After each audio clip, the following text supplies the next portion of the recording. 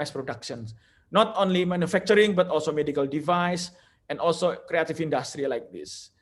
And also some SMK and some campuses, they can produce CNC machine like this with 2 micron precision. So it's already industry standard and already in the market. So thank you very much for listening my presentations, and truly that what I have just present to you is that some of them we are working on that, but some of them still the future design. And we know that to realize all of those slides, all of those dreams in vocational is not easy. But we believe that if we want to be a developed country very soon, then I believe vocational education is a strong pillar to building and match with the industry and workplace. And Indonesia and or any country that can manage to realize this scheme, I'm sure bright future is very obvious. So thank you very much for the time, and looking forward to any input or any advice. Thank you very much. Assalamualaikum warahmatullahi wabarakatuh. Back to you, Mrs. Moderator. Thank you. Waalaikumsalam warahmatullahi wabarakatuh. Thank you so much for the thorough presentation, Pak Wikan. It is interesting that you mentioned about marriage to describe building and match, but it is also fitting to describe the building and match that you mentioned earlier. So I would like to remind everyone that if you have any questions, please write down your question on the chat, and I will read them on your behalf. So I think while we are waiting for the questions and for the input from the audience, I would like to bring up some interesting point. So we know that not all vocational high schools have the same abilities to adapt to the new curriculum. And I think it is clear that some vocational high school will have so much difficulties in forming a bond with the industries. Do you have any strategies to overcome that potential problem? Okay. I would say that I forgot to let you know that now, currently, we are working on modifying or improving a lot of regulations from undang-undang, presidential regulations, or ministry regulations.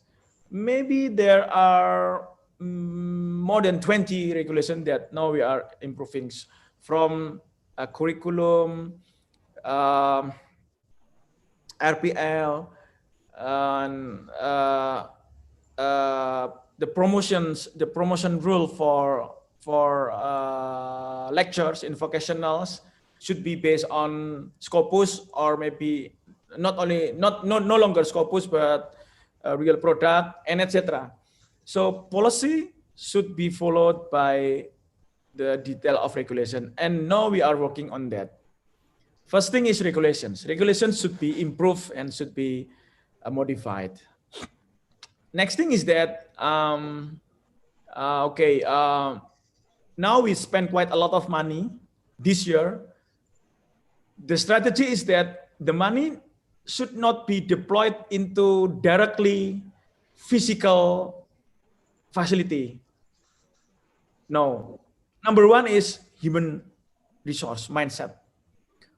When a SMK or campus, they can prove that their human resource, the deans or the principals are ready in terms of the mindsets, network, and innovations, then the money will follow. So we will not send the budget directly into SMK or campus if we are not convinced the human resource, the leaders are ready. So first is human resource, next thing is the budget for the money. So I think that's two main strategy this year or next year. Okay, so you will be improving the human resources in high school, Yes. in vocational high school first, right? So do you have any strategies to improve the teachers' skills? Because I know that teachers will be the main, the main medium for the industry and the students to learn together. Yeah. I told you that improving teachers is the most difficult because we have to change the mindset. We do not, I think we cannot send the teachers to follow the training and then when they got the certificate and then, okay, now I've got the certificate and now I'm improved. No, I'm not, I cannot believe that. I cannot believe that. First thing is mindset changing, and that is very difficult. Then that's what we are doing now. I want to do that even by myself. No, I'm training. I'm also a trainer. If you would like to know, I'm also the trainers. I've been training almost more than 500 principals of SMK up to now, physically, and I meet him. So the mindset change is the first thing that we have to manage. We have to deal with. Next thing is the competence. Okay, and next thing is pedagogic. And that's not easy, but we have to do that. We have to keep doing that. We have to change the teacher mindset. Sorry, I do not answer, but I know it's very important, very difficult, but we have to do that. We have to do that. We will have a continuous improvement, I hope. We have a question from Pak Agus. Pak Agus Tiawan from UPI. So vocational teacher is an important part of TVET development. However, TVET teacher development in Indonesia is under different director general. How to overcome this challenge? Okay, I should say that it's not in the different director general, but two director general, yeah. Okay, Director General of Vokasi, ourselves, and also Director General Tenaga Guru dan Tenaga Kependidikan, teachers and education staff, education people. For the very basic competence of teaching, Dirjen GTK will have the responsibility. But for the productions, the specific skills, and also the mindsets of vocationals, we, the Director General of Vocational, are responsible for that. Yeah, I told you just now.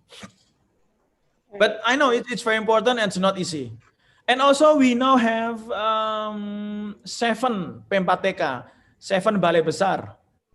7 P4TK and 7 balai besar vokasi already officially part of vocational Dijen Diksi. And now we have to also train those 7 balai besar people, their mindset, so they can be our trainers. So next year, I want to have 7 balai besar who can train, who can help us to train the teachers of SMK and maybe lectures in vocational. But we have to change first the Widya Iswara. We have to change first the people in balai besar, their mindset, the concept of vocational, the concept of lingkungan match. And number 2 is that the balai besar not only training, but also to be the matchmaker, mak comblang. So they train the teachers, but they are supposed to support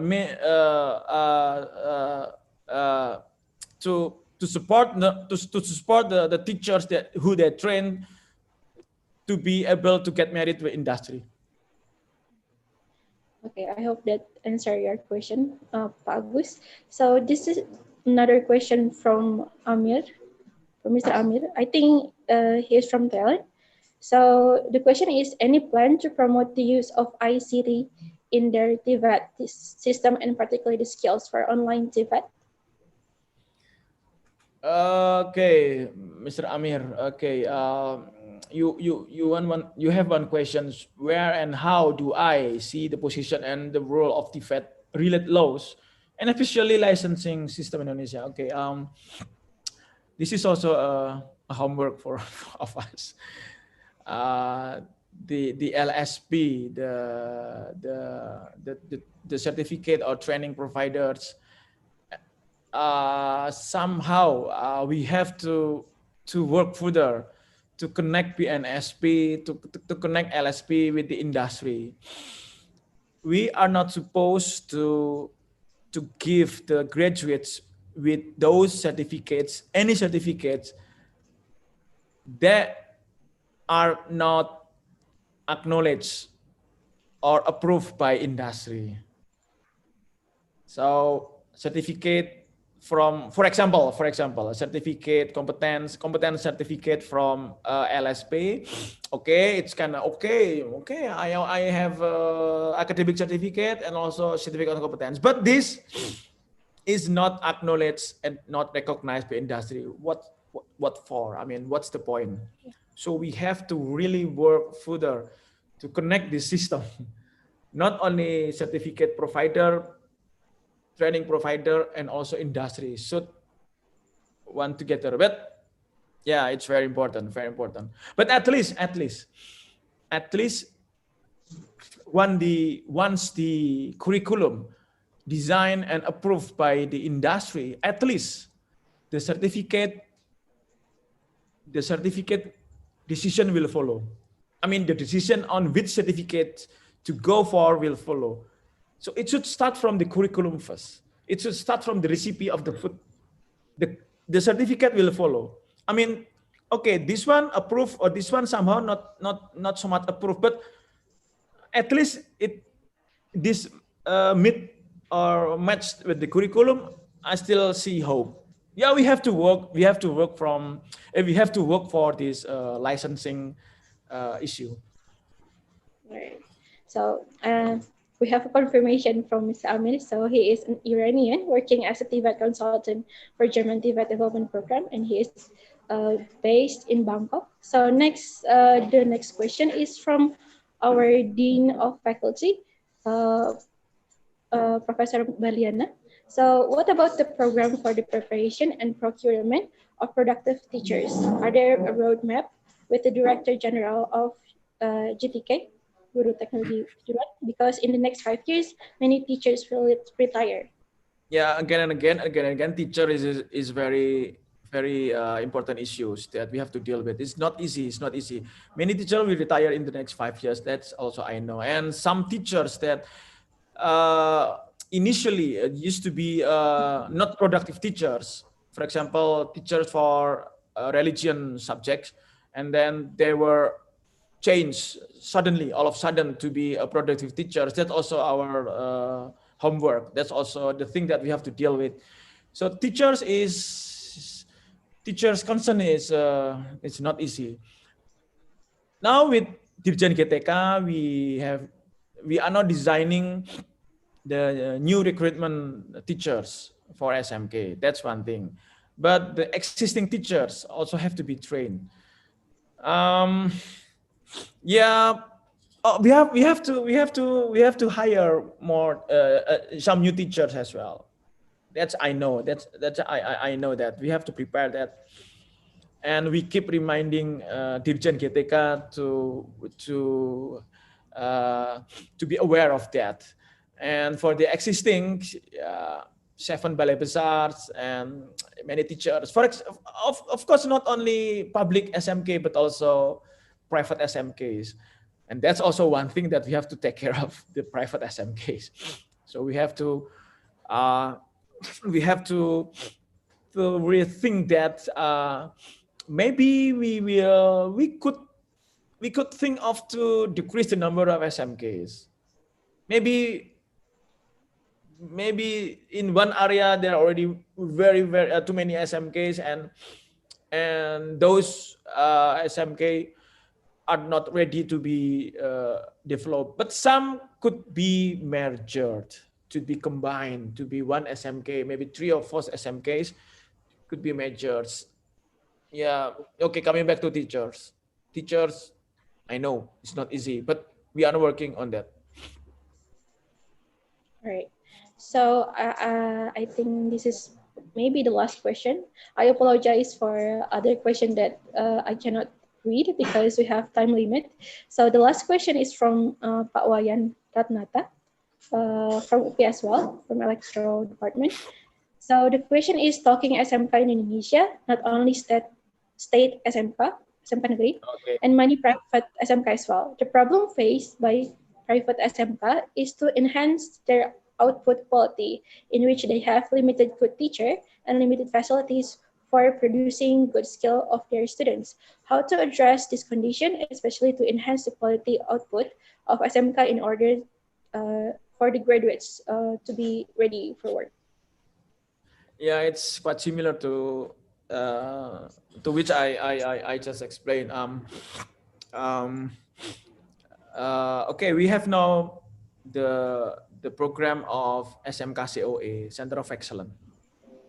Center of Excellence SMK, we design next year to be another 4 or 500 new SMK of excellence, and we've had we've had around more than 500 SMK, so SMK or improve SMK.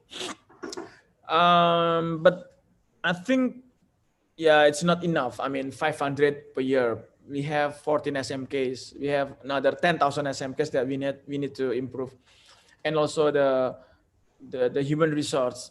Since I told you that we are not going to send the money before the human resource are uh, already fine. I mean, already developed or already. Yeah, but yeah, I know, and um, yeah, I know SMK is a big issue of us.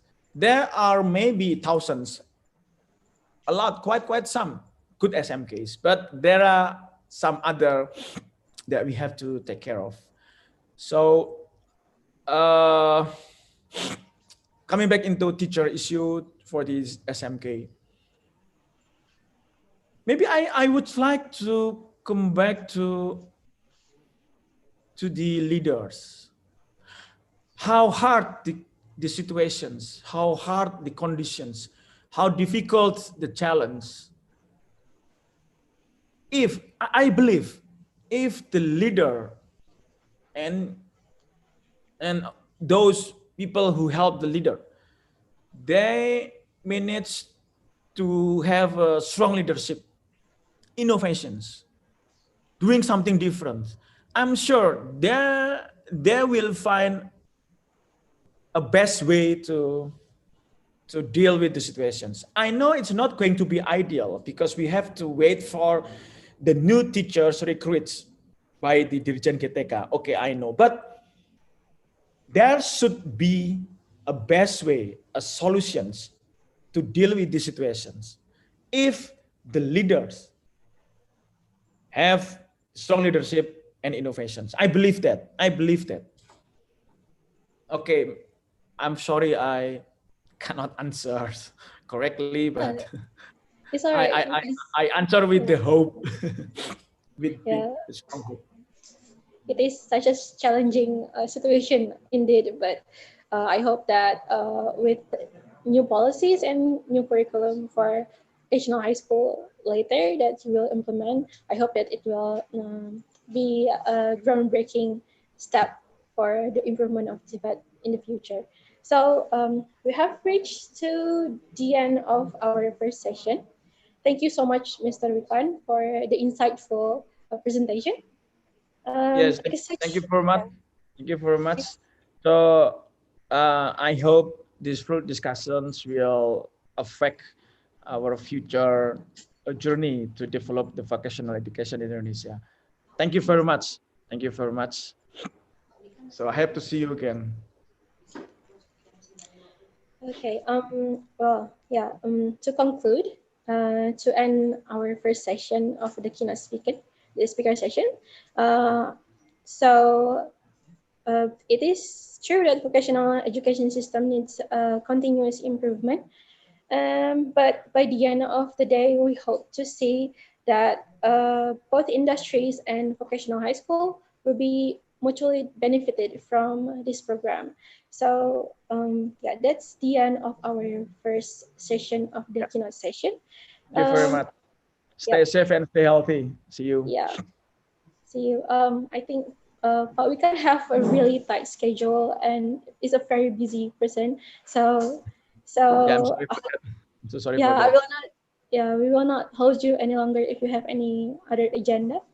But you are very welcome to stay here with us if you don't have any other agenda.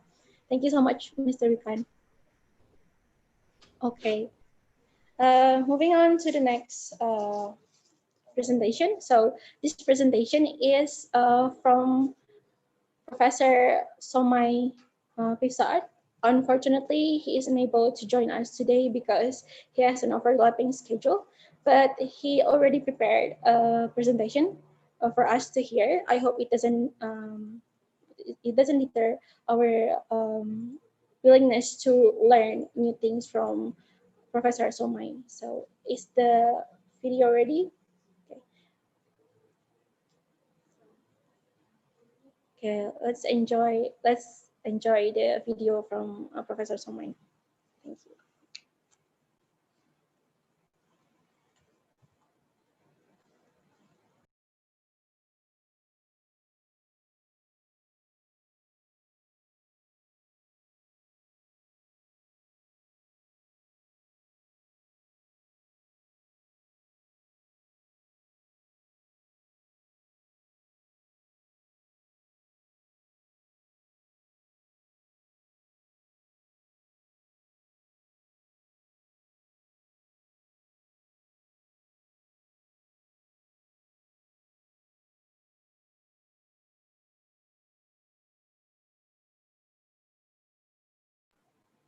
Please excuse us. We're working on the technical problem here. We're going to fix that in a minute. I hope you can wait.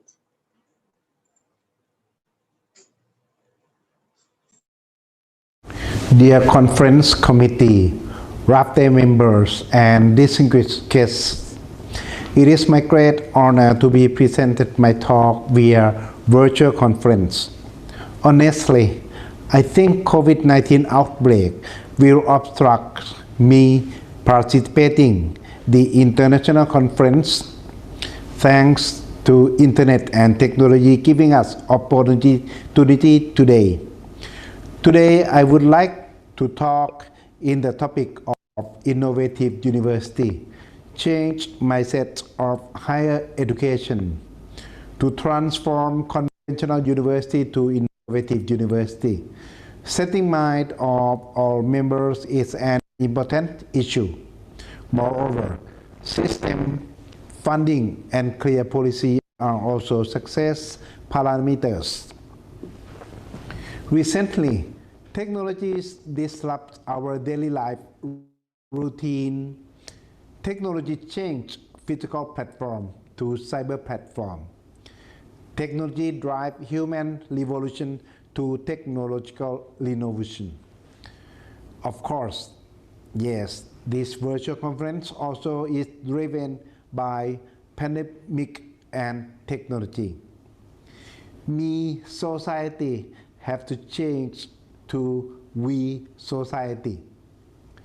If one country can invent COVID-19 vaccine, sharing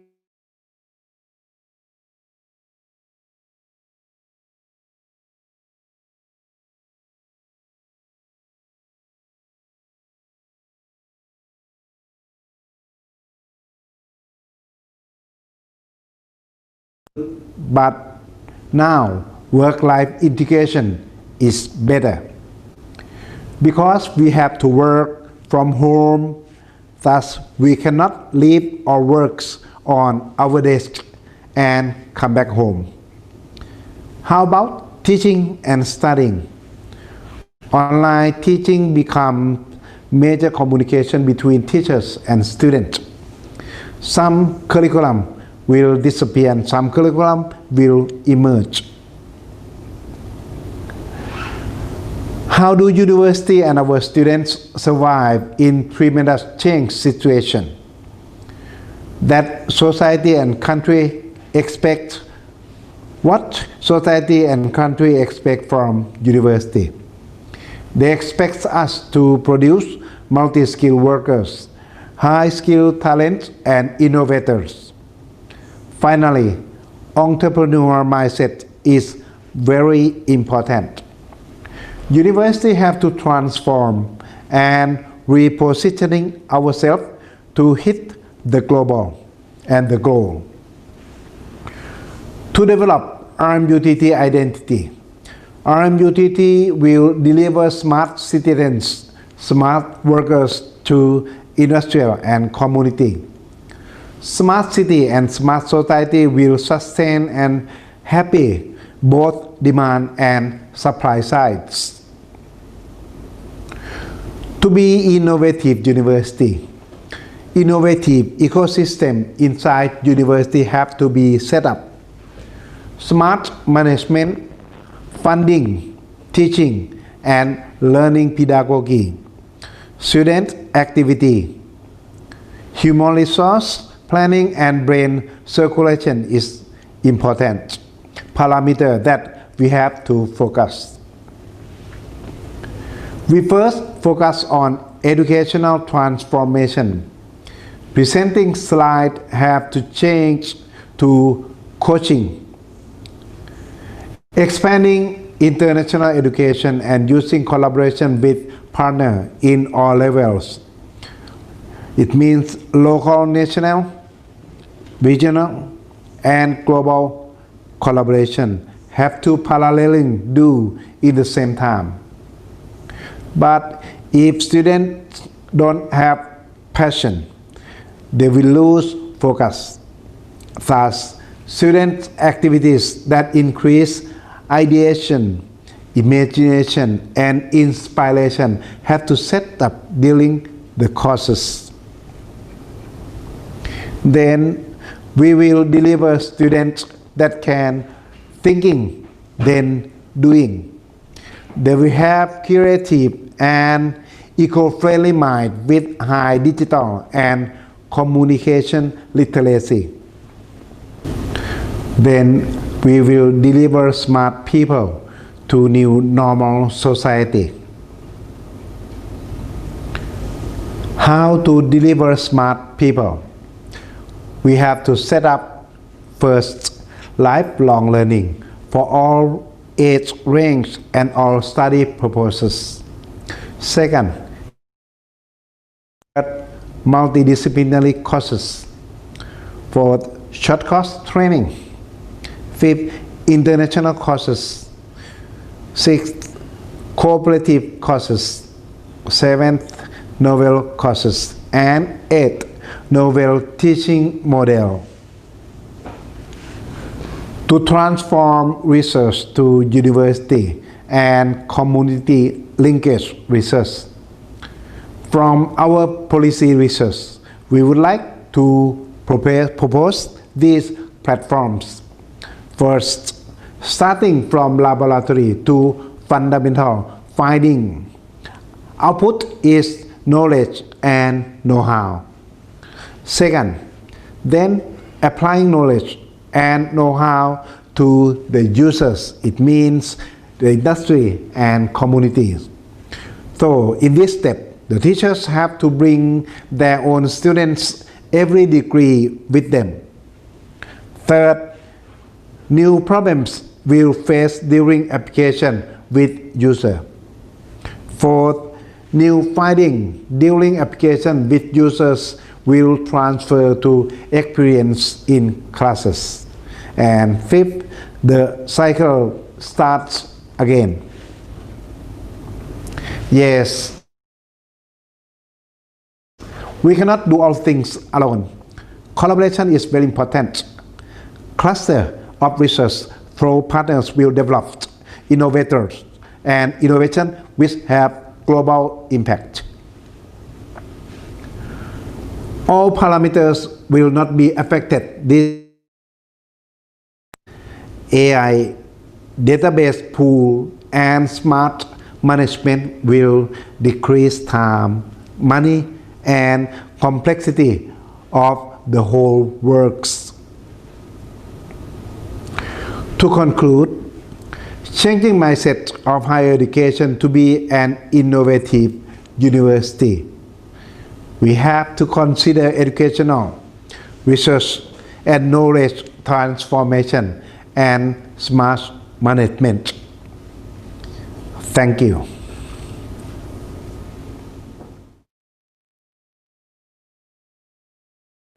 Right. Thank you so much for all the audience to attentively watch the videos. I hope you can all learn. So yeah, it is true that despite the COVID-19 outbreak, it is certainly an eye-opener for us to continuously using in technology in improving ourselves, especially as people who are working in university or higher education in Tibet. So for the next session, we're going to have Dr. Michael Grush, Professor Asnol, and Mr. Danny. I think they're already here with us. But so we're going to continue the next speech by hearing the presentation from Dr. Michael Grush. But before that, I'm going to read the short profile of Dr. Michael Grush from Cultural Institute of Technology, Germany. He is an associate researcher and lecturer at KIT in the Institute of Pedagogics and Vocational Education since 2008. He has been working with many universities in Thailand as a guest lecturer and as trainer, as well as conducting workshops in Myanmar. He will be presenting a presentation with the title Developing a Competency Standard for TVET Teacher Education in ASEAN Countries. Good morning, Dr. Grush. Yes. Yes. Good morning. Good morning, everybody. Yeah. Good morning, everybody. Hello. Can you see and hear me? Yep. We can see and hear you clearly. Okay. How are you? Thank you very much. So apologies. I thought I was the second speaker in this round according to the schedule. So let me just get ready and share my screen with you.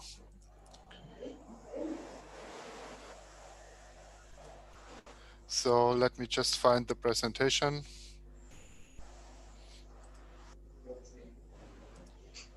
Okay. Can you see my presentation? Yep. Yep. Okay. Thank you very much for your patience. Okay, so yeah, good morning again, everybody. My name is Michael, and I'm actually from Germany, but now living in Thailand, and also I'm stuck in Thailand due to COVID.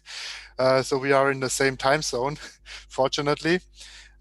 Today I want to talk a little bit about a topic that actually is quite closely related to the previous discussion and presentation, as you also discussed on the importance and relevance of having good teachers, good TVET teachers.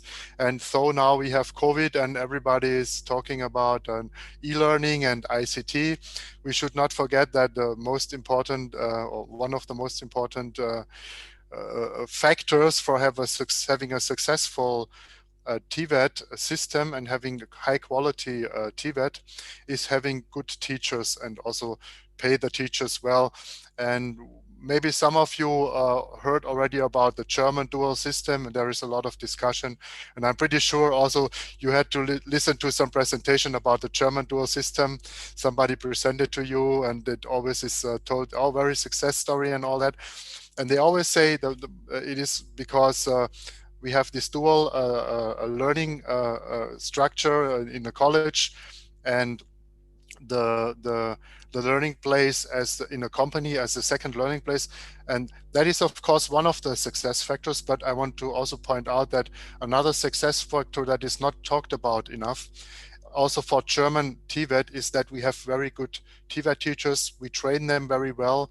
They have a long training at university, and they also get paid very well. So I want to talk a little bit about how maybe the TVET teacher education in ASEAN community and also in Indonesia could be improved. And for that, we conducted a project with the GIZ, the German International Cooperation Agency. And also we had participants from Indonesia, from Yogyakarta, and from UPI. And we developed as a practice, as a work task, we developed a TVET teacher standard that could be applicable and could match the needs of ASEAN countries, and also, of course, Indonesia as the largest ASEAN countries with the highest population. Almost half of the population of ASEAN is Indonesian, so very important. So I want to just show you a little bit about the process, give a very brief introduction into the content of the standard. Then hopefully we could have a discussion. So I would not want to talk too long, but leave a lot of space for the discussion later on. So as you know, the introduction now, as you know, the ASEAN member countries, not only the ASEAN member countries, many countries are lacking and struggling with the lack of skilled labor. When the countries are moving from the unskilled labor to the next level of development, we need skilled labor. We need really good workers in the factories who are competent. And this lack is the biggest, maybe one of the biggest problems. It's slowing down the economic growth for the countries to reach the next step of development, to move from the low wage, cheap labor country to the next level. And this is very important for the people, because this cheap labor, of course, you know, this leads to exploitation and bad life conditions. So we really need to move on with that. And one really important and very good way is really to develop TVET. And I think this awareness is existing in all the countries. Also, I think in Indonesia, there is a high awareness of how important TVET is, especially for marginalized people who are working as unskilled labor, to get a better life. So we have to really move on here. And as mentioned already, the quality of TVET is very crucial is to have better teachers. And so we have to really focus on developing the teachers' qualification and competence. And also, of course, not only better teachers, but in general also a new way of teaching, better TVET teacher training, but also better training in the TVET colleges to have more efficient, more effective TVET education. And for that, we discuss a lot about the modern ways of teaching, action-oriented teaching, competence-based education and all that, and work-based learning and all that. This is all very, very important, but to do that, we also need teachers who are able to do that. So we also have to prepare the teachers for this, to apply these modern approaches. And for that, we need a TVET teacher training standard that includes these topics. And to do that as a work task in a working group, we developed such a competency standard that includes all these modern things we talk about, because if we talk about it, we also have to change the TVET teacher standard first to change the TVET teacher training and include all these things. And for that, we cannot do it in a traditional way, you know, from the authoritarian teaching style. We have to move to a different teaching style. And this standard could be implemented in different countries. It is just a draft, you know, it's just a paper. It's not an official document by any government. It's just a draft for thought to give to the people to have to look at it and to discuss about it. And so we did a workshop on developing this standard, and we had experts, 15 lecturers from universities and national institutes. So as mentioned, also 2 experts from Indonesia. No, we had 4 experts actually, sorry, from Indonesia. We had 2 experts from Surabaya, and we had 1 expert from Yogyakarta State University and 1 expert from your university, from UPI. Dr. Anna, I don't know if she's here. Hello, if you're here, Dr. Anna. And we also had other experts from Cambodia, from Laos, from Myanmar, and from Vietnam. So we conducted that as a work task in a workshop conducted by GIZ, actually we had 4 workshops. Each workshop was 2 weeks, so we had a lot of time to develop that and to discuss that. So here you can have a look at the group. So you see here, colleague from Surabaya, from Yogyakarta, Dr. Anna from UPI, and yeah, here Ari from Surabaya, and I hope I didn't forget anybody. And here that's me, still looking a little bit younger than now. So so we had to start, we did a baseline survey to start to develop the standard, and for you know, every country showed us their TVET system and their challenges, they are struggling, so we get a common knowledge base, a common understanding of what's going on in the different countries. And then we did a series of focus group work sessions where each focus, where we got more input and conducted a process where we use the ASK competency approach. I will soon show you what that is. And then we alternated that by different input sessions. So, you know, to get more input, I gave an input on a topic, then we did a field trip. We visited some companies to really look at the workplace and all that, to really get more input, not just use our own knowledge, but upgrade our knowledge and, you know, try to reach the next level. So for this ASK model, this is the very common model of competence and actually used by most of the international frameworks, like also I think the ASEAN qualification framework uses that, and also the European qualification framework uses that. And I think many of the national frameworks that are linked to these regional frameworks are referring to that. So we understand in that concept, we understand competence or competency, which means the same, as a interrelated construct that involves skills. That means something practical, being able to perform a work task, for example.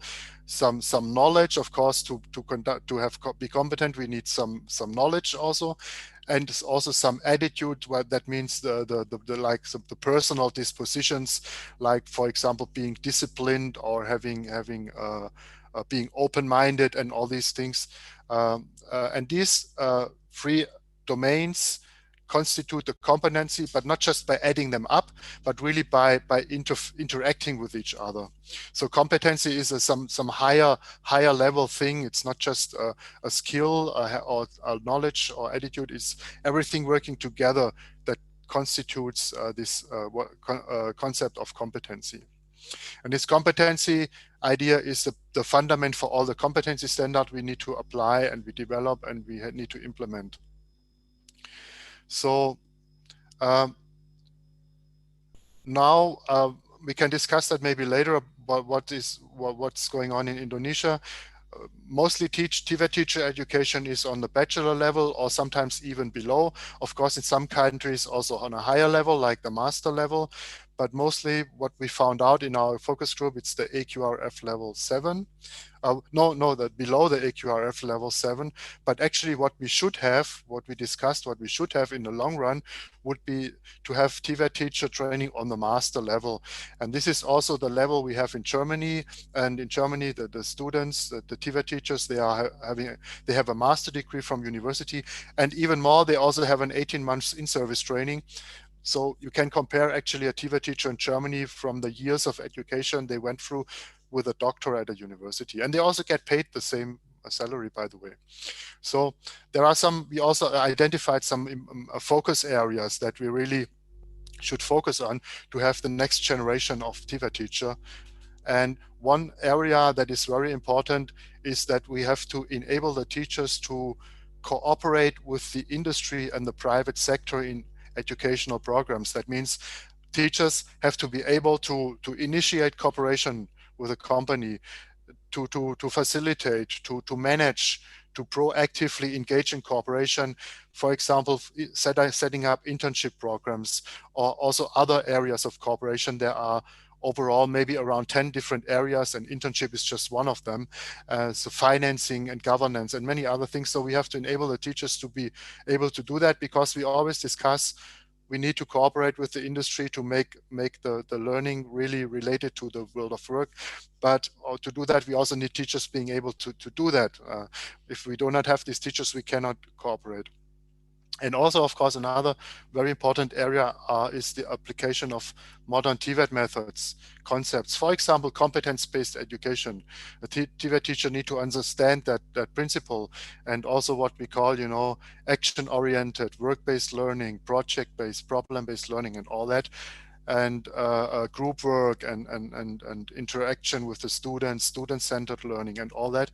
And this is another focus area from our point of view, from the work the group who created that standard.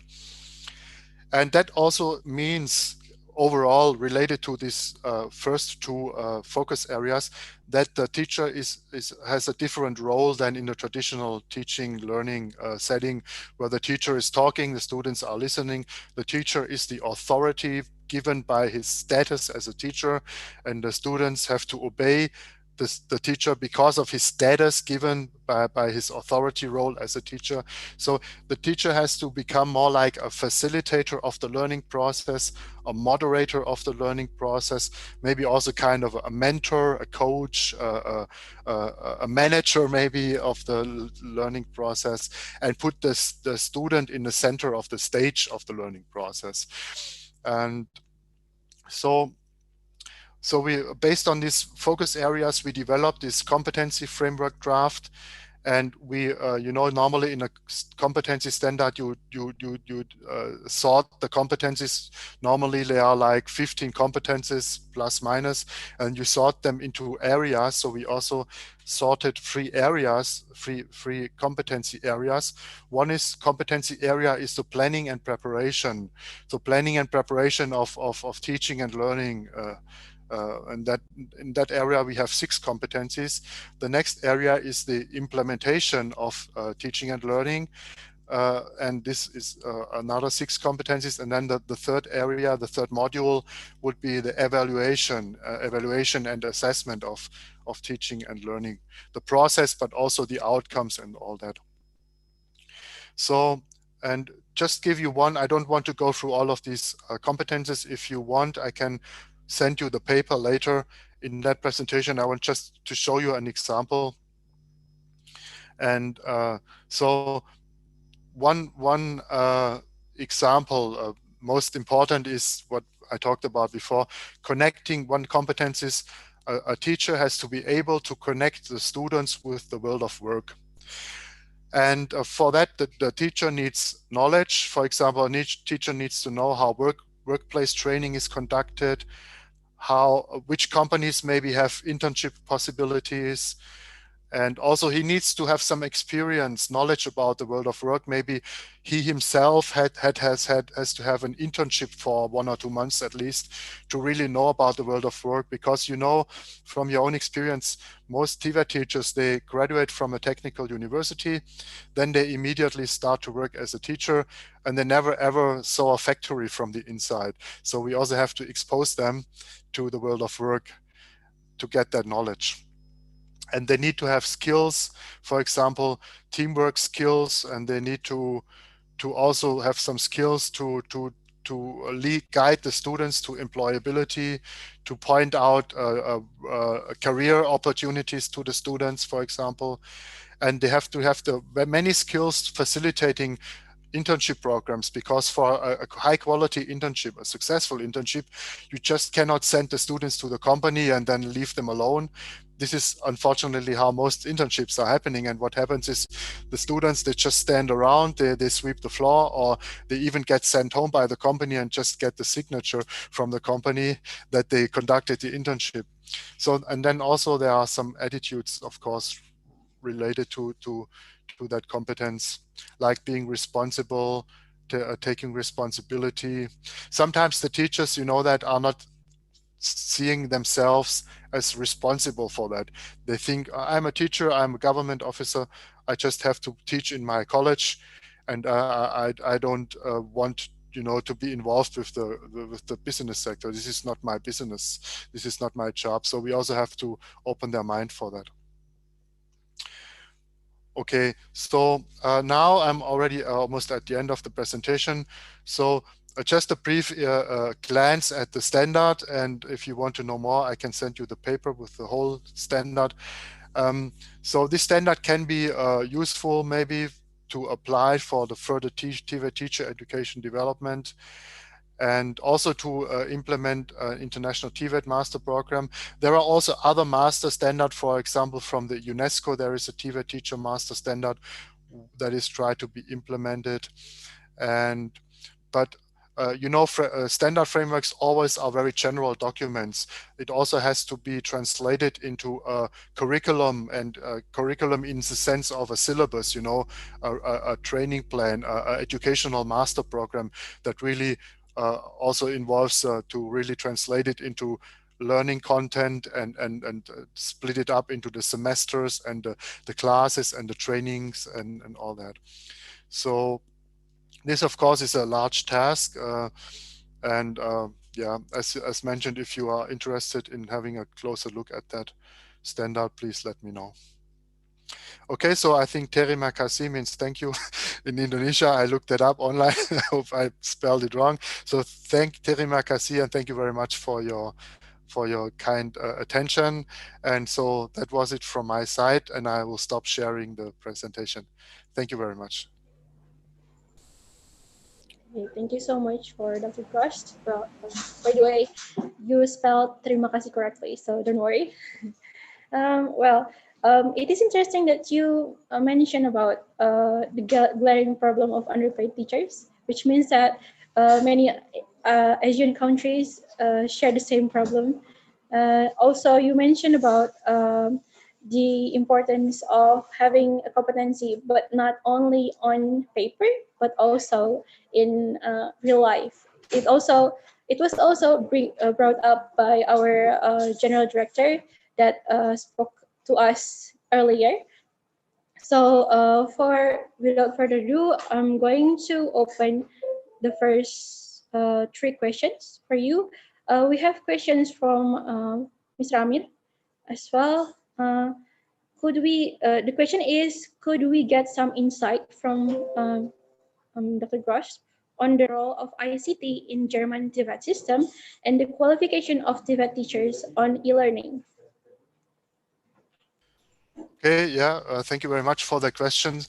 Unfortunately, I have to admit that Germany is actually, to put it a little bit in extreme words, a developing country when we come to ICT. Germany is famous for technology and engineering, so it's kind of ironic that we are a little bit behind when it comes to ICT, and this was really exposed when we had the COVID crisis, as we saw that not only the TVET schools, but also the general education schools were not ready, not prepared for the COVID situation. They did not have the ICT infrastructure. They did not have the competent teachers. So unfortunately, we cannot really use Germany in that case as a role model, because we ourselves have to really do our homework in that area. One reason, I think, you may think about why is that? We always thought Germany is a technology country. I think one reason is that sometimes, though Germany is a technology country, all our technologies we are famous for are the technologies from the 19th century or early 20th century, from the beginning of the industrialization, you know, car manufacturing, electronics. This is all from the last century, but we kind of lost the track, lost our edge with the ICT. One reason also why this is especially the case in the school system and the education system is that a lot of Germans, they are a little bit cautious and a little bit they focus a lot on the dangers of ICT when we have a discussion on ICT, and not so much on the benefits. You know, if you have a discussion with German teachers or educators about ICT and internet and Google, they say, oh, Google, we do not want Google. They are spying on us. The data security, they steal maybe the data and do something unethical with the information. And we have to make everything very secure, and we have to protect our students. This is always the discussion focus in Germany, and not enough. We do not look enough at these huge benefits we have. But now when we have COVID, we see that though we are lacking behind, also in general, the TVET teachers are quite smart people, and we have a general good fundament. So I think they will move on pretty fast. But still, as the bottom line of the message is, we are really not a very exemplary in that section, that area.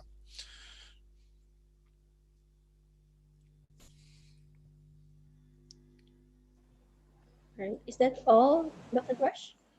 Yeah, what I maybe to give a little bit more positive picture, where we are very good, Germany is very good in ICT. The companies themselves, if you look at some company using ICT, the companies, when we are, they are pretty ahead. But what I talked about especially is related to the TVET institutions, the colleges and the universities and the schools. All right. It's interesting that some people from Germany have a distrust in technology, but anyway, let's moving on to the next question. So the next question is from Pak Wayan Ratnata from Department of Electro UPI from UPI. So the question is, in ASEAN region, especially in Indonesia, there are many vocational teachers, state teacher and private teachers. Unfortunately, they don't have good skill as a TVET teacher according to international standard for TVET teacher. What is your program to overcome the related issues? Thank you. Yeah, thank you very much. Well, first of all, we need the government should really put a very strong emphasis on developing the TVET teachers. But it's not only the government. I think it's the task of whole society to develop TVET, and this involves all stakeholders, like also the industry. The companies have to cooperate, and it's not only about the standards, like you mentioned before. The standard is just a paper, and what mostly happens, not only in Indonesia, as you said, this happens in many countries. You developed a new fancy competence standard, and then you give it to the teachers, and the teachers look at it, they don't know, they don't understand it, they don't know what to do with it. They just go on teaching like they did before, because the standard also has to be implemented. For that, for example, you also need to train the teachers on these new methods, and you have to also provide further resources for them. And it's not only about the standard, it's also about a certain teaching and learning culture, and also a certain culture, general culture of cooperation.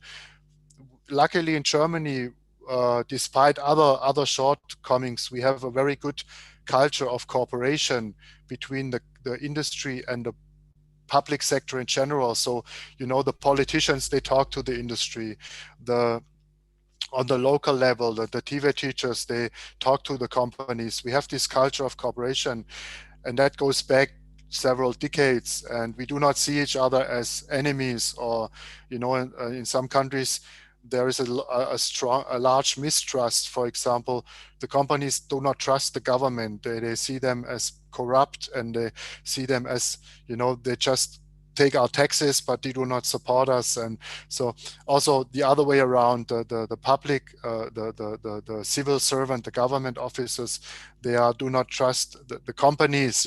So this is also a cultural problem that has to be overcome very slowly, step by step, starting really from small cooperation, starting maybe from having a meeting with a company, visiting a company, and creating this a new relationship of trust.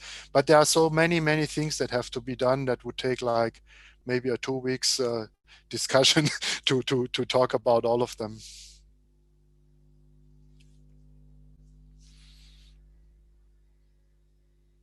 Thank you for the answer, Dr. Crush. I hope it's sufficient. So the next question would be from Ephraim Santos. I hope I pronounced that correctly. So here in Indonesia, we are moving forward towards applying dual training scheme, but the local industry is not yet ready for it. What steps can you suggest to make the industry cooperate with TVET centers or probably vocational schools? Yeah, thank you very much for that question. That's very interesting because actually I'm currently right now, this is why I also have to leave 12 straight. I'm currently right now doing a training on that, on the industry linkage topic, how to link the TVET institutes with the private sector, with the companies. And this is a large area and we have to work on that. And there are a lot of things we can do. And in this training also we have some participants from Indonesia. Maybe you can follow up with them. We have Mr. Aang, I think he's from some government ministry or I don't know, and Dr. Nana from Yogyakarta State University. So maybe follow up with them and they can give you the content. And please also talk to them because this training I currently do is a multiplier training. That means we have participants from 6 ASEAN countries and also 2 from Indonesia, and then they should conduct this industry linkage training also in Indonesia. So please follow up with them, and if you are interested, please say I want to be a participant in that training. And there are certain things we have to do for connecting with the industry. As you mentioned, first of all, the problem is the industry, they do not trust us. They do not want to work with us. They are reluctant for several reasons. So we have to be proactive. First of all, to be that, we need to have teachers in the colleges, in the universities who are able to be proactive, who are having the competence. That is why we are doing this multiplier training. So they need to have the knowledge and the skills to initiate a cooperation. And so we give them a lot of knowledge, for example, on the different areas of cooperation.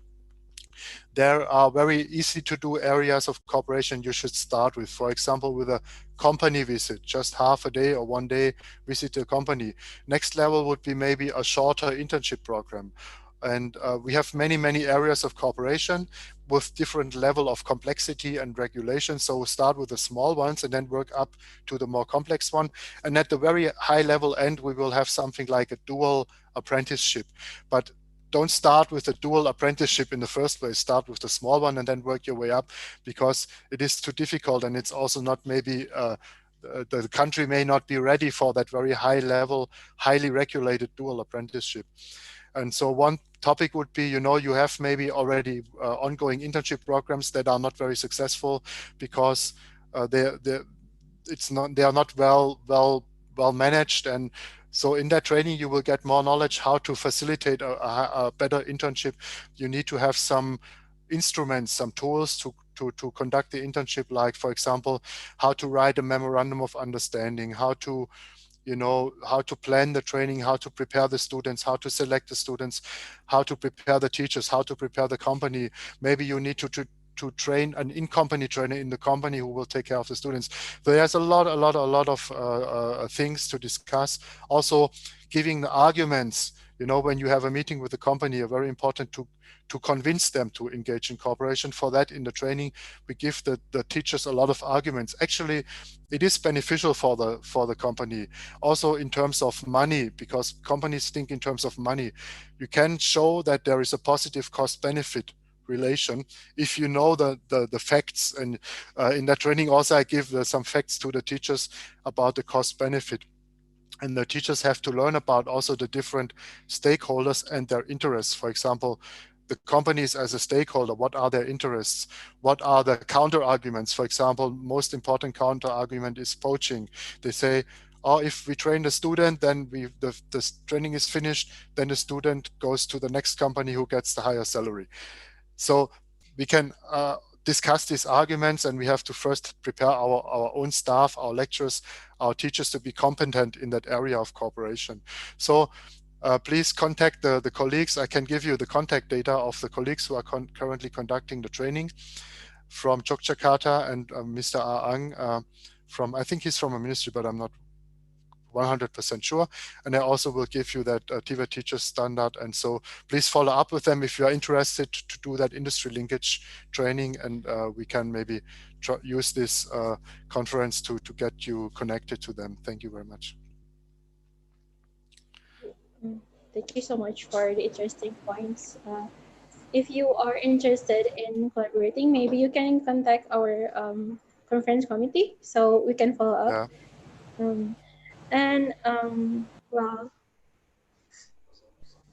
I think we also have another question. I think we still have time for that while we're still waiting for the next speaker. So the question is from UTM, from Malaysia, from Mr. Yusri. So the question is, how educator teach hand-on during pandemic COVID-19 since no face-to-face class? What is the alternative to overcome to ensure standard still to ensure students still learning practical during the semester on? Probably it has to be more specific, maybe in regards of TVET programs. Yeah. Yes, thank you very much. This is of course a hard one, because due to COVID, we cannot really teach hands-on as we did before. So we are restricted. But what we can do when we talk about online teaching and learning, the things we all do right now, we are using Zoom and maybe MS Teams or other software learning platforms. What we can do it in a better way, you know, like not just only doing video calls, what everybody's doing right now, but really creating learning environment and making a design courses in a way that as good as possible we can still have this hands-on training. For that also, again, we need to train our TVET teachers, and also in that area I am now currently doing a lot of trainings, because now there is a high demand, and my company also is one of the expertise areas of my company. So I'm currently developing ICT trainings.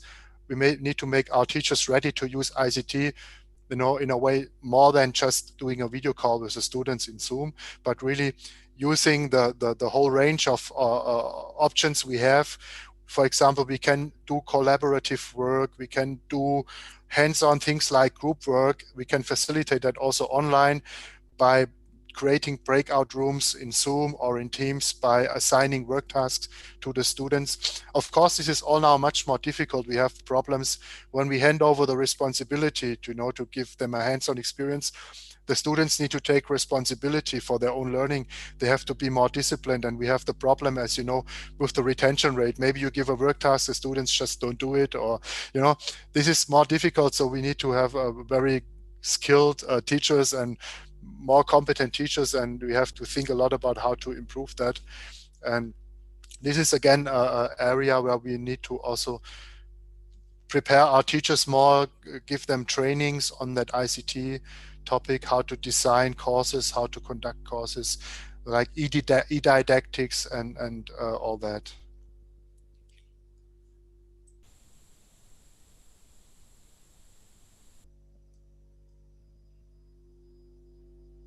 I'm sorry, I was muted, but we have such an interesting question, but unfortunately, we have reached to the end of our time. Thank you so much for Dr. Gross for giving us the interesting speech. We all hope that your work with TIZ will bring a new opportunity to improve the TVET system in Asian countries. So I know that you have another agenda after this, Dr. Michael Bush.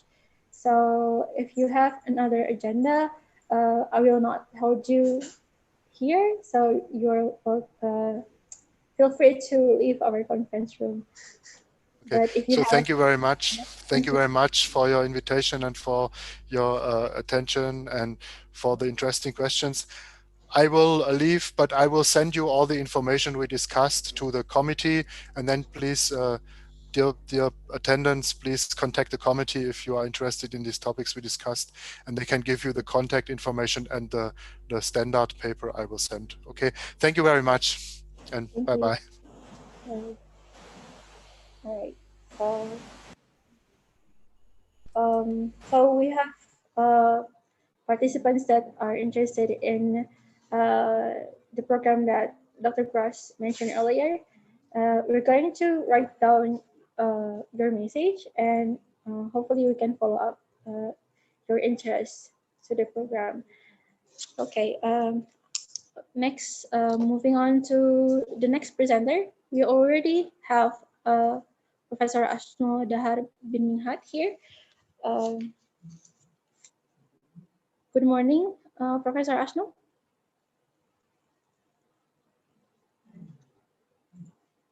Can you hear me clearly? Okay, good morning. Yeah, Yeah, good morning. good morning. Yeah. Morning. Before we move on to your presentation, I would like to introduce you first to the audience. So I'm going to read a short profile of you. So our fourth speaker is Professor Dr. Asno Dahar bin Nihat from University Technology Malaysia or UTM. He is a senior lecturer at the Department of Science UTM Malaysia. Since 2018, he serves as a Secretary General of Asian Academic for Vocational Education and Training. He also serves as the Director of Institute for Life Ready Graduate or UTMI League. I hope I pronounced that right. He was also a visiting professor at Graduate School, Yogyakarta State University from 2018 to 2020. He will be giving a presentation titled Vocational College Lecturers and Students' Preference on Practical Teaching Methods for Electronic Subject. So without further ado, I'm going to roll the session to you, Professor Asno. Are you ready to give the presentation? Yes, ready. Thank you. Maybe for the host, okay, we can start sharing the screen now.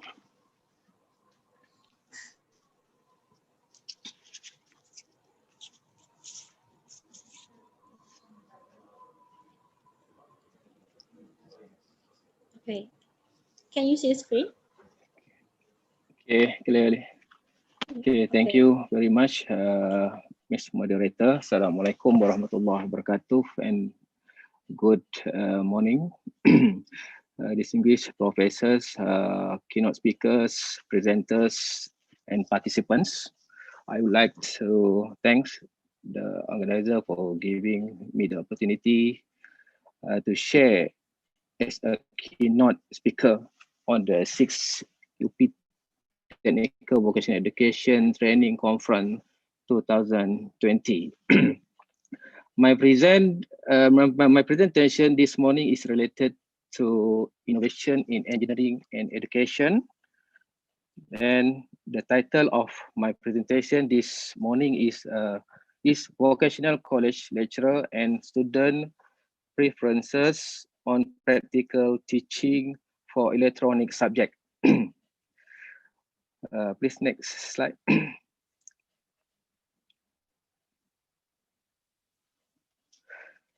This is based on study conducted in vocational college under Ministry of Education Malaysia. As an introduction, first of all, we know that now we are facing IR 4.0 globally. IR 4.0 that are based on technology and automation will affect our global in many areas. In education, how we manage it, either we follow or ignore the global issue. In many research nowadays, education should follow the trend of IR 4.0, create or managing the graduate with technology-based education will make our graduate more marketable. Ladies and gentlemen, regarding to the phenomena, Malaysia as one of developing country in Southeast Asia make a faster move forward that by making vocational educational transformating by 2011 might be that a way to make the process smooth and clear. Using that plan, vocational college created to procedure skilled workers with student will get the diploma, we're focusing on industrial-based syllabus with 70 to 80% of practical subject. It also using curriculum by National Occupational Standard, NOS, developed by Department of Skill Development, Ministry of Human Resource, Malaysia.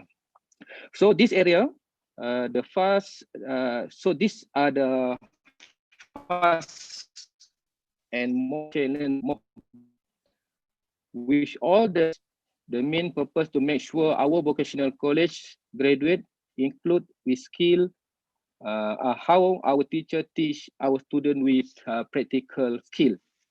This is our challenge.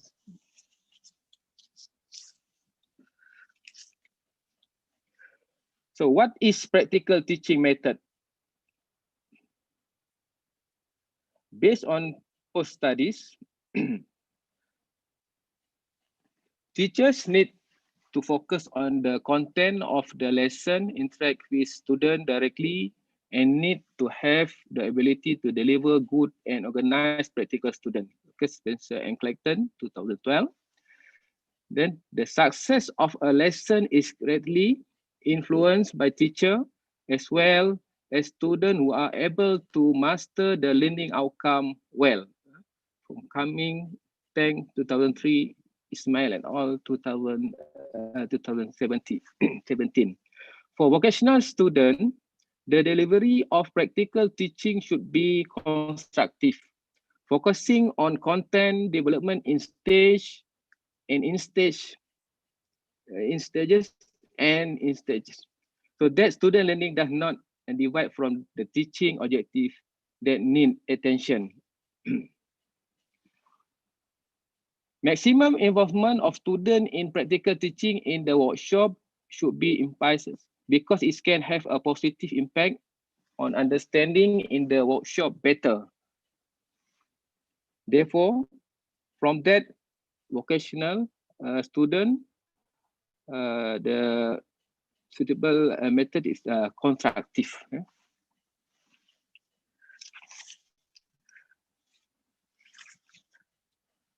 Okay, the study that has been conducted has used a model that is a Nedum constructivism 5-based model in practical teaching and learning. Technical students who have undergone approach through Nedum's 5-based constructivist model easily adapt and use their existing knowledge to reinforce newly learned practical knowledge in the classroom. From Yahya Amiruddin, 2011, also Nabil et al. 2020.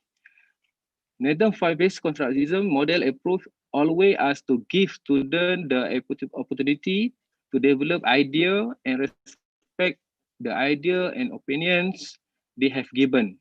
Tobias, 2009. Constructivist approach using the Nedum constructivist 5-based model is more systematic, practical approach in pace, provide guidance to lecturers and how to plan and limit student knowledge in practical teaching classes. Muhammad Isham Imazmi, 2012.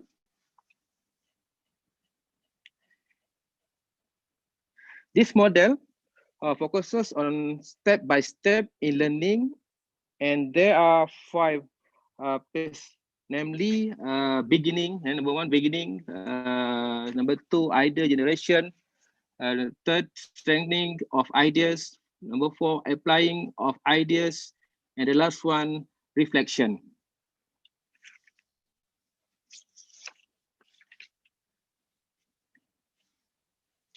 We've viewed the references before.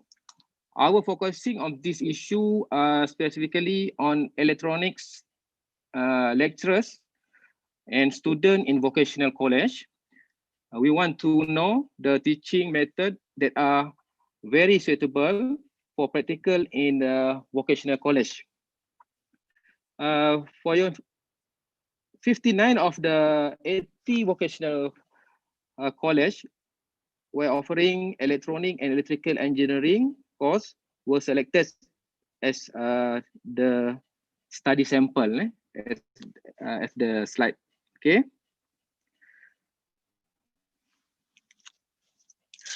Ladies and gentlemen, with all the effort we done The result we get a structured table. There are results for lecturers' preferences, student preferences, and combination of student and lecturer in choose the best practical teaching in electronic subject. First beginning, we can see lecturer and student choose demonstration and arts, idea generation, open discussion using diagram, concept map, then setting of ideas, discussing in group, demonstration, practical works, applying of ideas, discussion, assignment, then reflection. And the last one, reflection. Lecturer and student choose open Q&A and group Q&A. Okay. By making the more valuable results, we done complementary factor analysis (CFA) to know all the data fit on some requirement of SAM, AMOS analysis. We can see all the factor loading. Loading was more than 0.5. Okay. By make it clearer, with 5-phase Needham contribution model, we make it in clear diagram. Phase 1 until 5, with the teaching method, they are suitable for practical teaching method. Yeah. Okay. Next slide.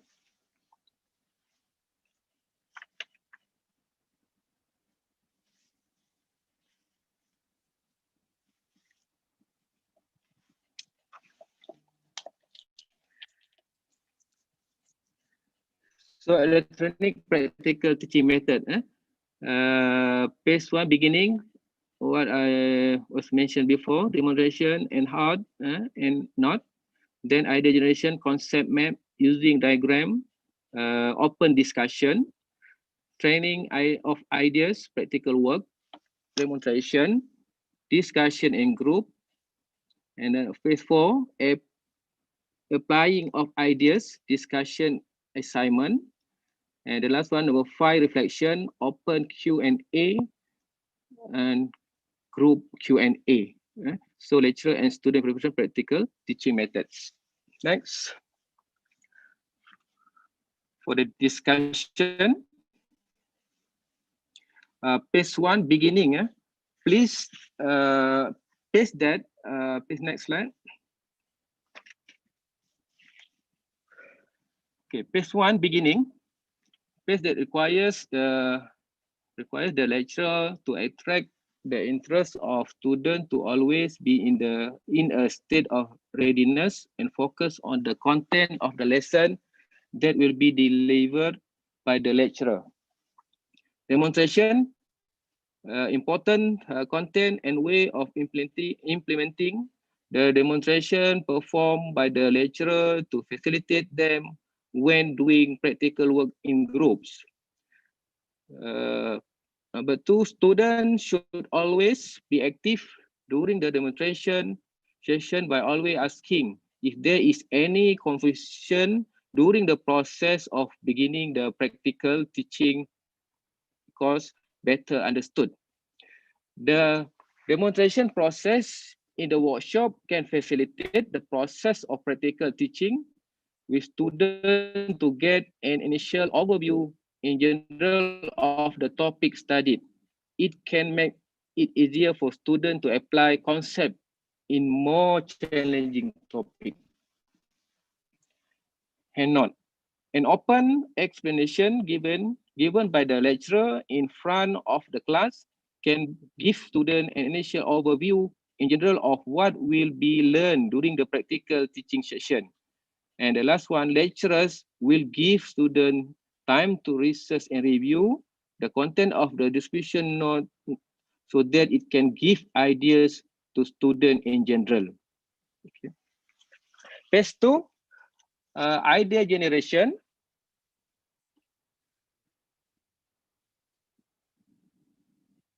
Phase where idea will be generated and developed in accordance with the objective of the practical teaching. There are 3 methods. The first one, open discussion, requires the lecturer to act as a regulator and always encourage active students to give ideas. Point number 2, discussion related to topic are conducted in organized manner so that the ideas generated can be well developed by lecturers and students. Point number 3, open discussion session require lecturers to always do question and all answer so that that students are always active in giving feedbacks. The last, the lecturers approach to calling student name, give student always ready and requires that to think so that that idea presented are always appropriate to the discussion situation in the classroom. Using diagram is a deductive teaching method. It is a top-down approach that helps lecturers and students generate idea because it is clear about the final objective and more focused. Number 3, open implementation in the classroom by showing pictures in front of the class and attract student interest and focus to be more directed. Use of clear, concise, and easy to understand diagram should be used to avoid time-consuming diagram explanation session. And the last one for using diagram, question and answer session during the description and generation of idea are done to ensure that students understand the idea they generated. Concept map. Implementation should be done openly through centralized lecturers as a facilitator to launch practical teaching activities. Ideas generated and comply using concept map can make it easier for lecturers and students to see the entire content of the lesson easily, able to connect and detail relationship systematic for the ideas and concept obtained.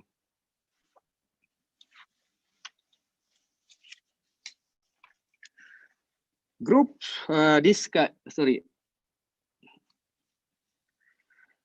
emphasis on important content is given attention in the constructed concept map.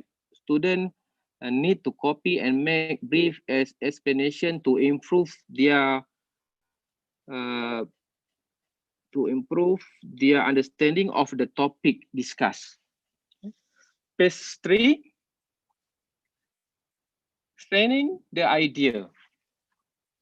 Phase where ideas will be generated and developed in accordance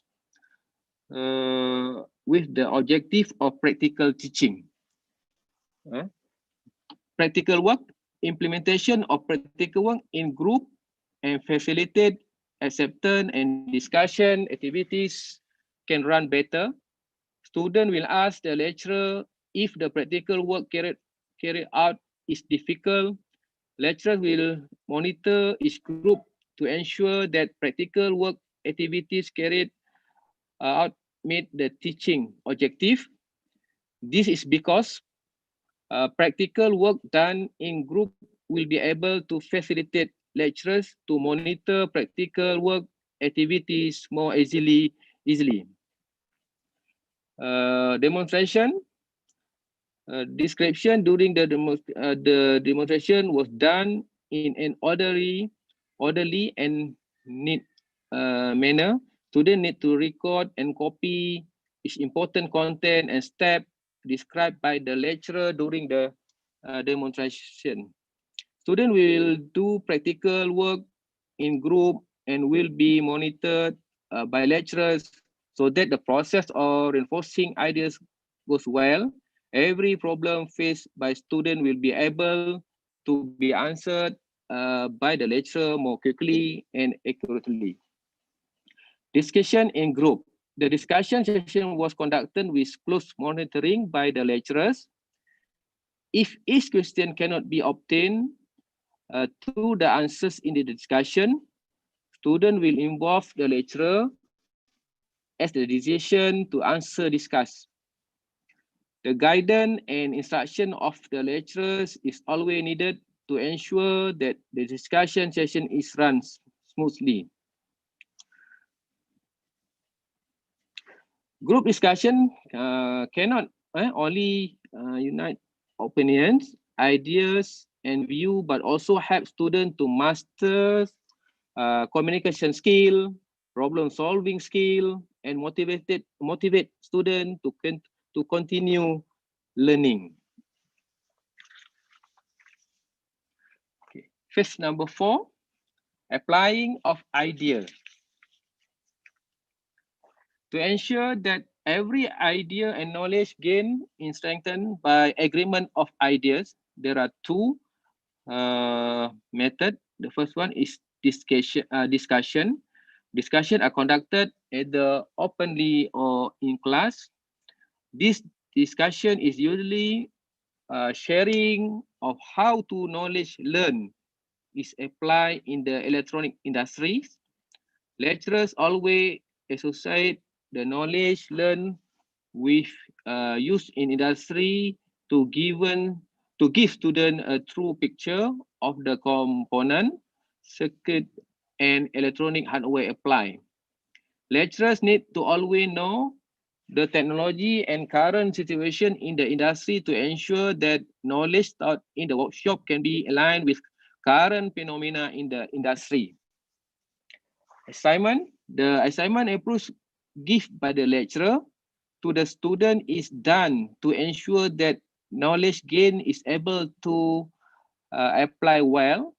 Assignments are given in group. It is to ensure that the work done involves discussion with other group members.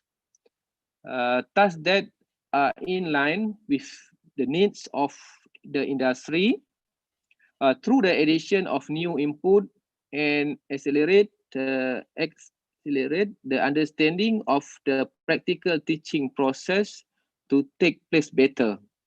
This activity is done in group by ensuring the involvement of students. It can show the seriousness of student reviewing, non and discussing to complete assignment given by lecturers. It is in line the situational learning theory, which emphasizes the involvement of industrial element in the application of theoretical and practical knowledge in appropriate activities. And the last phase, number 5, reflection. This where the lecturer draw conclusion for the entire practical teaching that has been learned. Open Q&A. Done with the lecturer formulating the lesson by doing a question and answer session and have a discussion. The formula is done step by step so that no student is left behind. It is interspersed with question and answers to ensure that each content formulated is clearly understood by students. Lecturers will also provide feedback on practical work that has been done in group. The lecturer will also give an initial overview of the topic to the learn in the next class. It is to ensure the student can be prepared and try to connect teaching application that occur at the time. The advantages of the open reflection method make it easier for lecturer to formulate clearly and ensure that each student get the some conclusion for the content of the teaching done. Group Q&A. Questions and answers is in groups as a final reflection can ensure that the agreement of ideas and information learned at the end of the class can be achieved well. Unclear question throughout the learning session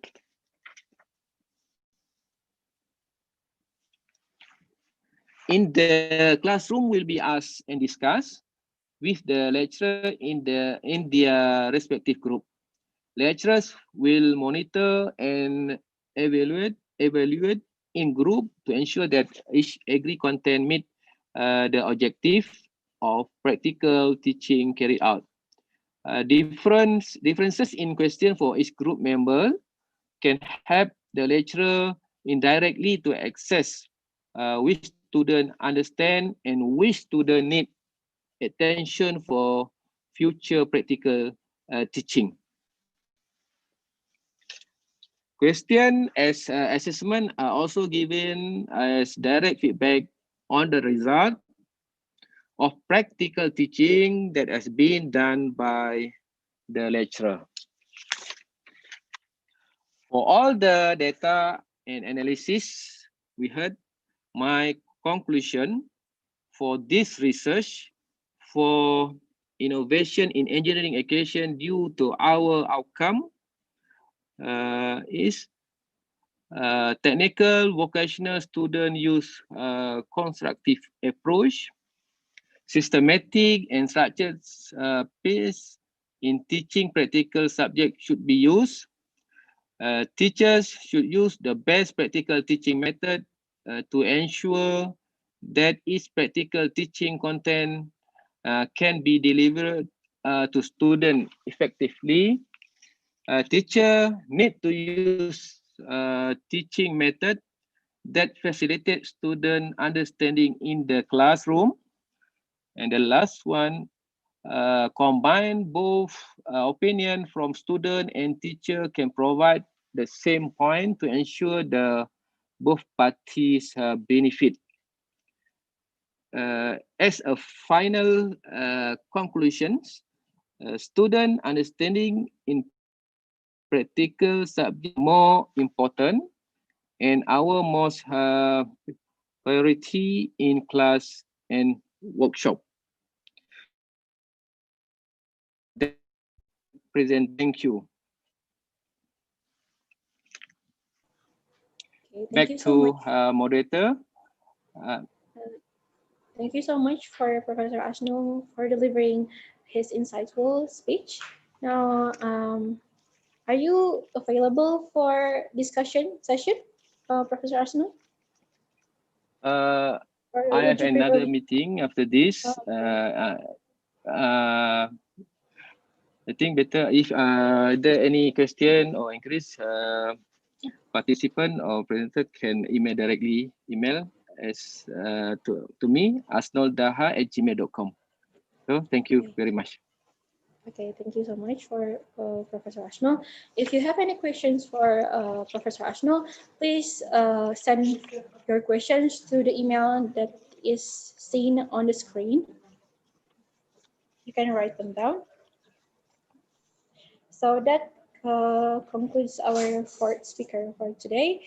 So it is important indeed to understand the preferences of the students and the teachers of TVET.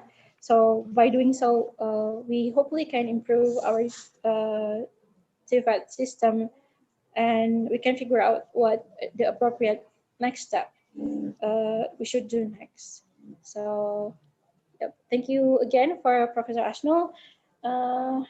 We are now going to moving on to the next presenters. So the fifth presenter, keynote speaker is Associate Professor Dani Meriawan. Is Dr. Dani is already here? Yep. So yeah. Good morning. Good morning. Afternoon. Yep. I hope you are well today. Are you ready to give your presentation? Yep. Yes, Okay. I'm ready to read presentation. All right. Buat Bu All Ana, right. ya. Okay. So without further ado, I'm going to give the session to Associate Professor Dani Mirawan. But just to remind all of the participants, if you have any questions, please write down the questions on the chat. I will read them on your behalf. Without further ado, I'm going to give the screen to Professor Dani Mirawan. Bismillahirrahmanirrahim. Assalamualaikum warahmatullahi wabarakatuh. Ladies and gentlemen, good morning. It's great to see you all here at this conference. My name Dani Meirawan. I am a secretary on Project Implementation Unit UPI ICIET. ICIET is Acknowledgement, Knowledge, and Skill for Sustainable Growth. Okay, ladies and gentlemen, since 2018, UP has received a mandate from the Ministry of Research and Higher Education as COA in TVET teacher and is sponsored by Asian Development Bank. Prospective vocational or SMK teachers ideally must have 3 certificates: academic certificate, teaching certificate, or pedagogical certificate, and competency certificate. Therefore, the preparation of vocational teachers should not only be carried out at university, but must also involve various institutions like industry and the world of work. We can mention must merit university with industries. Today, we are here to discuss about development or management of Center of Excellence on TVET teacher. UP is developing Center of Excellence of TVET teacher. We start with the vision of Center of Excellence Technical and Vocational Education and Training for Teacher.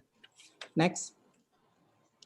The vision, the content of presentation, content of vision, mission, framework, COA services, COA organization, and conclusion.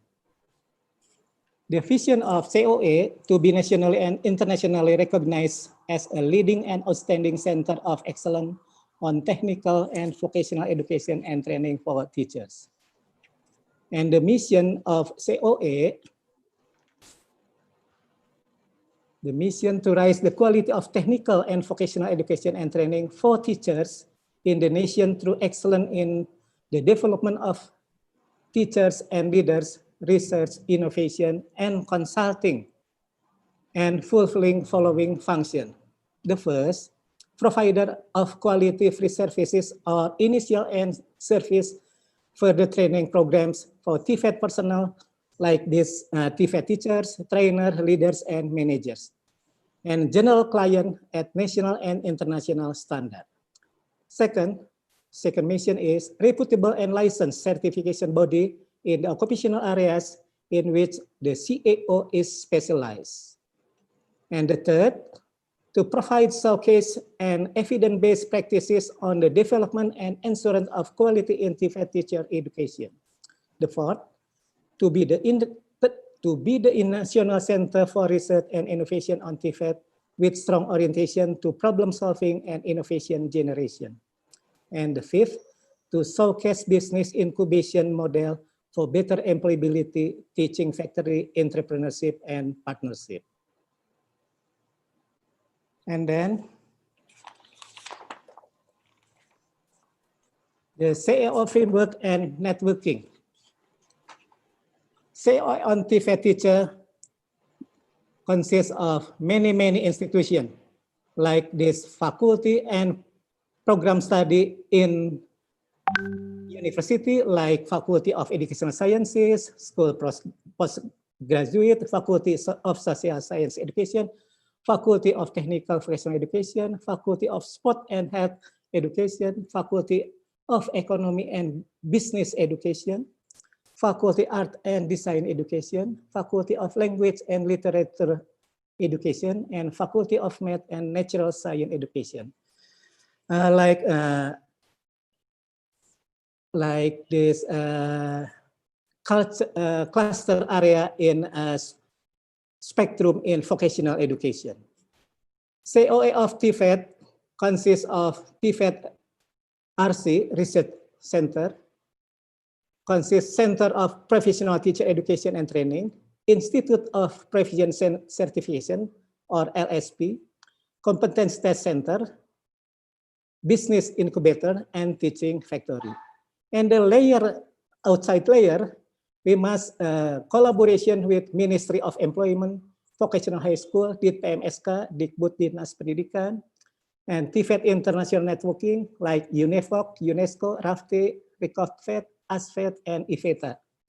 University, TVET Nasional, Kadin or Industry Commerce, P4TK, DIT-GTK, and the last but not least, Central on Regional Government, we have SMT. Now, the COA services, the next slide, please. The COA for TVET have services, license and certification services, competence testing services, apprenticeship and entrepreneurship, research and innovation, business incubator in commerce, pre-service and in-service training, and consulting and advising service. And these services in unit like TVET RC and Center for Professional Teacher and Institute Profession Certification, Competence Test Center, Business Incubator, and Teaching Factory. We are suggest on organization of COA TVET Center. COA TVET Training Center for Teacher, organized by Director COA of Technical and Vocational Education Training for Teacher, Steering Committee Rector, Vice Rector, and Dean involved in vocational teachers, Advisory Board, HIDE and person, supervisor related industry, certification body, and related association. And the collaboration with GPT, ET, Teaching Factory, TVET RC, Institute of Professional Certification, STC. And Director of COA consists of Division Administration, Finance, Human Resource and Facility, Division Big Data Analysis, Research and Innovation, Division of Vocational Education and Training, Division Business Partnership and Industrial Linkage. The scope of TVET COA services consists of, next slide, please. Scope of TVET teacher COA services consists of being fully developed. The Center of Excellence could serve as further training institution for TVET teacher and trainers in the occupational area, in which the COA is specialized, advisory institute for management personnel of other TVET providers in the organization of labor market relevant training offers. The third, hub for national and international network for TVET. The fourth, partner institution for TVET innovation and TVET research. And the fifth, assessment and certification center attached to the COA. And the sixth, information and resource center for TVET stakeholders across the country of Indonesia. The factor for successful and sustainable operation of TVET teacher as COA. A key requirement to ensure sustainable operation of TVET teacher COA.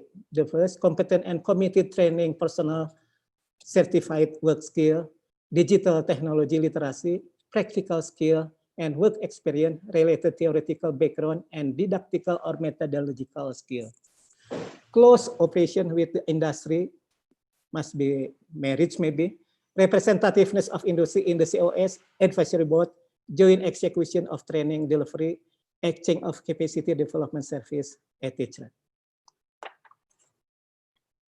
The third key requirement to ensure a sustainable operation of TVET teacher must professional management, entrepreneurial management style, solid structure with close communication flow, market-oriented, quality cycle analysis, COA marketing, responsiveness to future demand. And the fourth, operational and financial autonomy, like performance-based incentive system, tailor-made training service, industry involvement in COA governance, and revenue generation and reinvestment in infrastructure and maintenance, and etc. The part of COA TVET for teacher consists center professional and teacher education and training, like this, and then teacher technical and vocational education and training research center. Next, Institute of Profession Certification or IPC and Competence Test Center CTC and Business Incubator Business, Teaching Factory.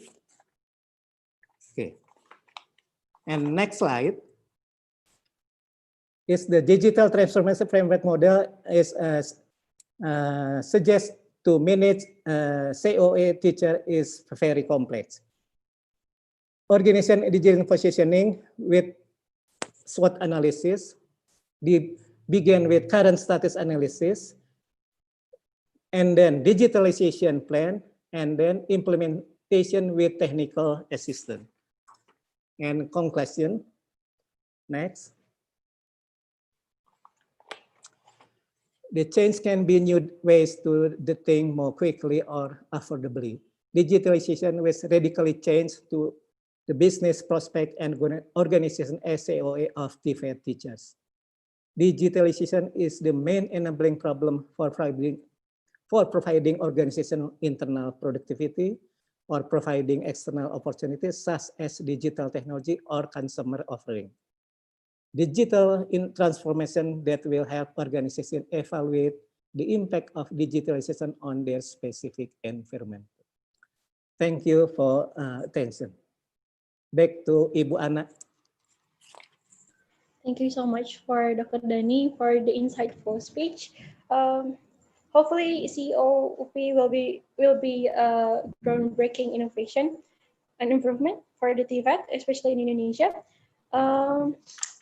So Dr. Dani also has been working as a lecturer in both our faculty and postgraduate schools. So he has a really vast knowledge and experience. So do not hesitate to ask questions. Yes. It's such a good opportunity to have a discussion, especially for the participants from UPI. Yeah. While we are waiting for the questions, I would like to ask you something about the operation of COE. So COE is such a huge task to overtake, right? To do. We're going to have a lot of problems and a lot of obstacles. But what is the strategies to ensure that COE operations and programs will last long or will be sustainable for the future? Yeah, okay. Thank you for your question, Ibu Ana. Back to the slide number 10. Key requirement to ensure sustainable operation or TVET training COE. We must professional management. Okay. The professional management, entrepreneurial management, solid structure with close communication flow, marketing oriented, quality, cycle analysis, SEO marketing, responsiveness to the future demand. And the second, to ensure the management COE is effective, operational and financial autonomy, performance-based in incentive system, tailor-made training service, depend on customer, industry involvement in COE governance, revenue generation, and reinvestment in infrastructure and maintenance. And the third, competent management, like number 9 slide, sorry. Competent and committed training personnel, certified work skill, digital technology literacy, practical skill, and work experience related theoretical background and didactical and methodological skill. It's very important close cooperation with the industry, representative of industry in the COS, indivisible, joint execution of training, delivery, and exchange of capacity development services. Maybe this my answer, Ibu Ana. Okay. Thank you so much for the answer, Dr. Dani. So it is interesting to hear that the implementation of your work in TVET. So we have a question from M. Santos. So the question is, how many private institutions have already enlisted and cooperated with your institution, and how can others collaborate with your institution? Okay. Okay. May I have to show slide number 5, networking, COE. Ibu Ana have to show slide number 5. Okay, thank you. The many institutions involved in COE. The first layer, like TVET RC, Center of Professional Teachers, Education and Training, Institute of Professional Certification, Competence Test Center, Business Incubator, and Teaching Factory. And the second layer is the Faculty of Study Program conduct teaching and learning process to preparing teachers in many study program, according in spectrum in vocational education. And the outside layer, because vocational education must related and have partnership with stakeholder and the others, we have mass communication with Ministry of Employment until Central of Regional Government. Many institutions involved in COE of TVET for teacher. Maybe it's my answer. All right. Thank you so much for the answer, Dr. Dani. Now, I hope the answer suffices. So I would also like to ask a question about competency. So you mentioned about having competencies like standardization and everything in COE, but how to ensure that our students will have the same literacy skills and will be able to work for broader industries, like for example in the industries abroad in Australia or in Thailand, probably it requires the skill in learning English, right? So what is your insight on it? Okay.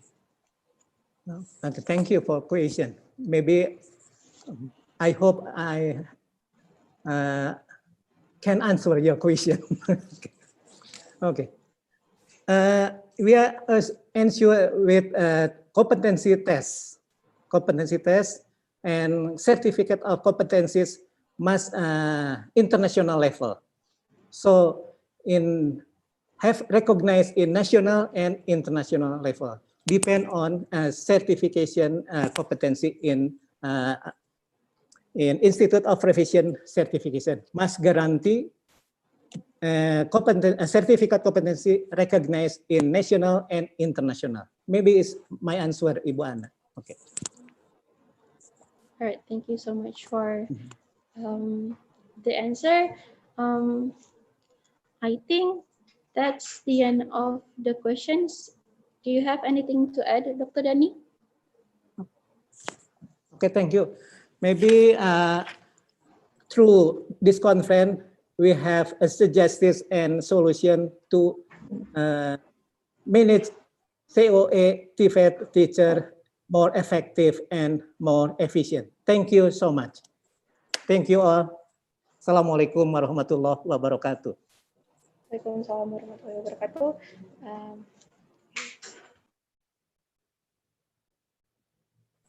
It was such an interesting discussion, but because we have reached to the end of our session, I'm going to conclude our keynote session today. So it is true that we have a challenging issue, especially regarding the skills of the teachers in TVET.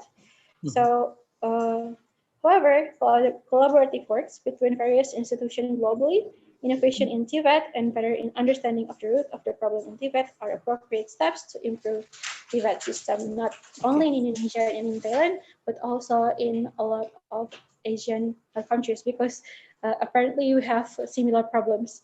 Yes. That's all.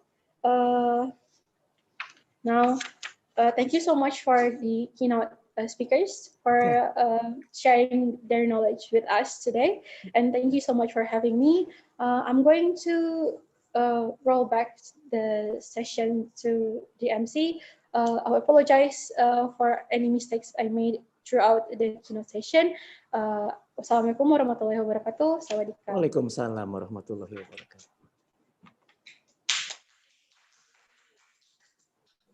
Yes, please, big applause for our moderators today. Ladies and gentlemen, what an excellent presentation from our keynote speakers. We would like to thank the plenary session moderator who has successfully moderated the plenary session. Distinguished guests, keynote speakers, presenter, participants, ladies and gentlemen, we had a productive and inspiring time together this morning in our plenary sessions. Thank you very much for your attention. Through our sessions this morning, we conclude this opening ceremony and proceed with our next agenda. However, before we proceed, please attention to the following announcements. Okay, ladies and gentlemen, after this opening ceremony, presenter and attendees are welcome to lunch break. Please note that after lunch break at 1 p.m. West Indonesia time area, we are going to hold in separate parallel sessions between the 6th UP International Conference on TVET and the 5th ICIET 2020. This conference provides a great opportunity for prospective participants to share their recent theoretical knowledge, research finding, and experiences in technology to improve the TVET world. As such, both conferences will feature a presentation with cutting edge and relevant to current TVET development. Those presentations are arranged in parallel sessions. Okay, to all the presenters, you can proceed to your designated presentation rooms. Participants, all of you can attend the parallel room based on the survey conducted earlier. Thank you so much for your attention. Enjoy your lunch and have a fruitful seminar in parallel session. See you on 1 p.m. West Indonesia time area with your personal host and moderator in each parallel session. Wassalamualaikum warahmatullahi wabarakatuh. Sampai jumpa. Sawadee.